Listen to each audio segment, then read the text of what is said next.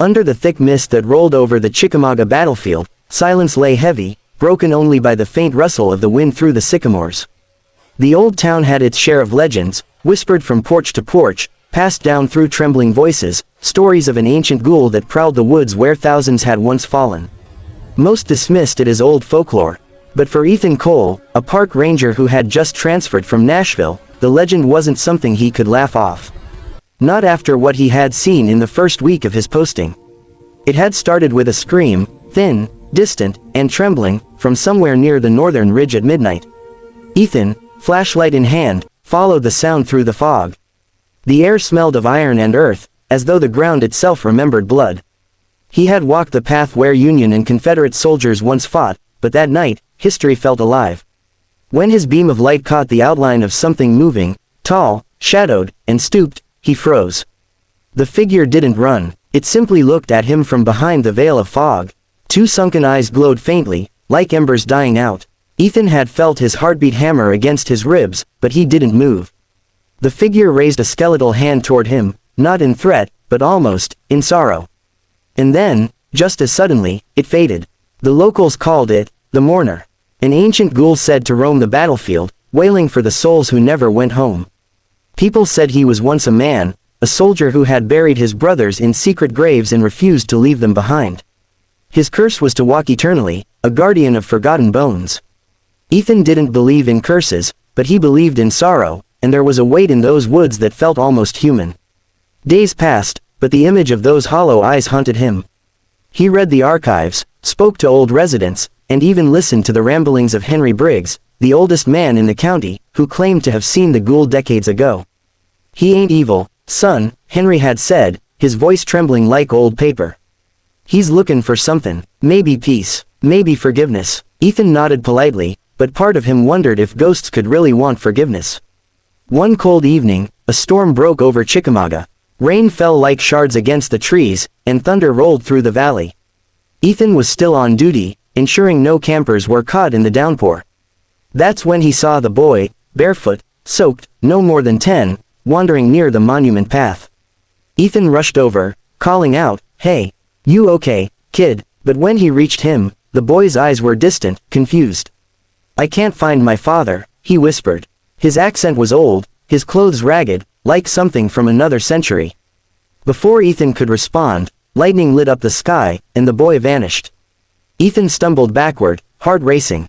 He knew what he had seen was impossible, yet something in his gut told him that the boy and the ghoul were connected. That night, he couldn't sleep. The sound of weeping echoed faintly through the storm, not from outside, but from within his dreams. He woke to find his cabin door wide open, muddy footprints leading out toward the battlefield. He followed them with a lantern, breath visible in the cold air. The trail ended at a sunken clearing, overgrown and quiet. There, half buried beneath the mud, lay a rusted Union belt buckle and a broken locket. Inside the locket was the image of a man and his son, the same boy from the storm. Ethan's hands trembled. Suddenly, a voice rose behind him, low, aching, and human. He never made it home. Ethan turned slowly. The ghoul stood there, no longer just a shape in the mist. His uniform was tattered, his skin gray like ash, his eyes dim with centuries of grief. But there was something unbearably human in them, something pleading. Ethan wanted to run, but compassion rooted him in place. "Who are you?" he whispered. The creature tilted his head. "Once, Captain Elijah Monroe. I led men here. My son was among them." His voice cracked. "I buried them all, except him. He was lost. I've searched ever since." His hand trembled as if he were reliving every moment of that endless search. "The curse was mercy," he murmured. "They left me to find him. But I never did." Ethan held up the locket, his heart pounding. "Is this what you've been looking for?" For a moment, silence fell like snow. The ghoul reached out, fingers shaking, touching the locket as though afraid it might vanish. His eyes filled with something like tears. "He was here," Elijah whispered. "He died here, alone."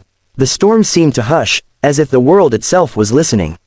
Without thinking, Ethan spoke softly, "Then maybe it's time you both went home." He knelt, dug a small grave beneath the oak tree, and placed the locket inside. "No one should be forgotten," he said.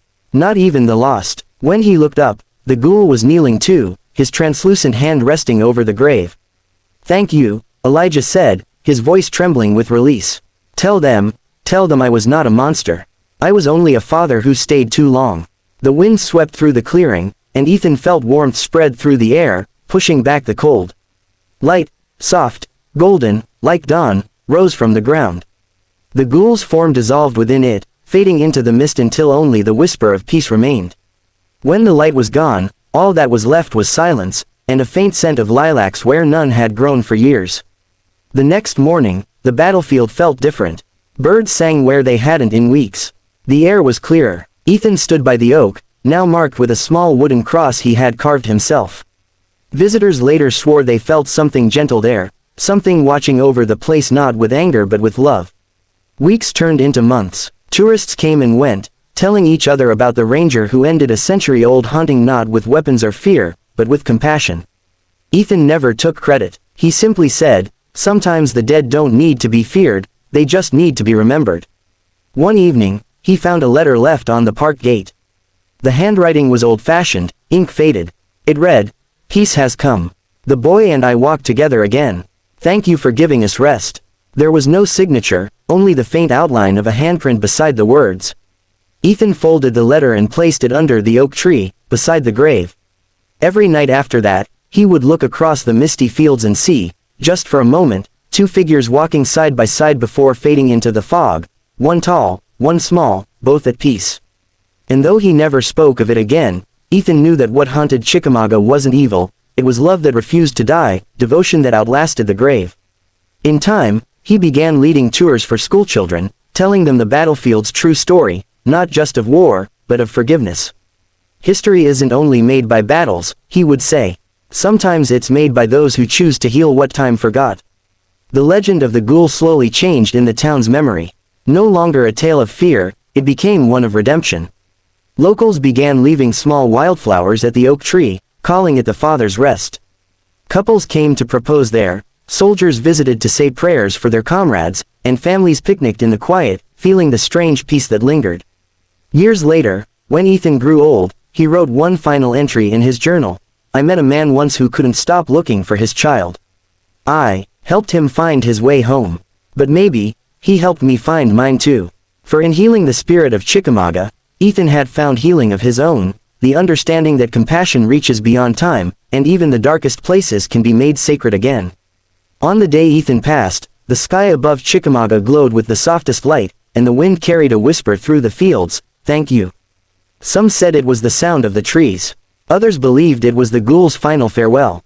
But those who knew the story felt in their hearts that the past had finally rested, and that kindness, even when offered to the forgotten, could lift the heaviest of ghosts. And so, the battlefield that once echoed with cries of pain became a place of peace. Where the ancient ghoul once prowled, now only the gentle footsteps of visitors could be heard, their laughter mingling with the sigh of the breeze. Somewhere, perhaps unseen, two souls still walked together, father and son, watching over a land once haunted by sorrow, now forever blessed by compassion. In the end, it wasn't bravery or might that broke the curse of Chickamauga. It was a single act of empathy, a reminder that even the restless dead can be soothed by the living heart, and that love, once given, never truly fades.